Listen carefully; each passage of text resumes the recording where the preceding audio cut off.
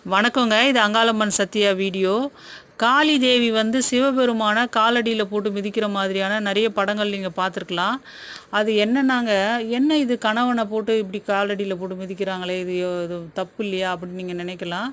உண்மையிலே அப்படி இல்லைங்க. அது என்னென்னா, ஆங்கார ரூபம் கொண்டு காளி ரூபம் கொண்டு அம்மா வரும்பொழுது அவங்களோட சினத்தை தணிக்க தான் சிவபெருமான் என்ன பண்ணுறார், வாலண்டரியாக அவரே தான் போய் விழுறாரு காலடியில், அம்மா காலடியில் அவங்க கோவத்தை தணிக்கிறதுக்காக அப்படி பண்ணுறாரு. விழும்போது என்ன பண்ணுறாங்க, அம்மா வந்த வேகத்தில் என்ன பண்ணுறாங்க, அவரை போட்டு மிதிச்சிடுறாங்க. மிதிச்சதுக்கப்புறம் தான் உணர்றாங்க, நம்ம மிதிச்சிட்டோமே கணவனையே அப்படின்னு சொல்லிட்டு அவங்க ஒரு குற்ற உணர்வில் அப்புறம் வந்து அவங்க சாந்தம் அடைகிறாங்கன்றது தான் கதை.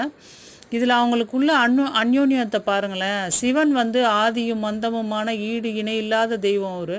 அவர் வந்து தன் மனைவியை சாந்தப்படுத்துறதுக்காக அப்படி காலடியில் போய் விழறாருனா அவருடைய அன்பு எப்படிப்பட்டது. அந்த அம்மாவும் மிதிச்சிட்டோமேன்ற ஒரு குற்ற உணர்வில் அவங்க மாறும்போது அவங்க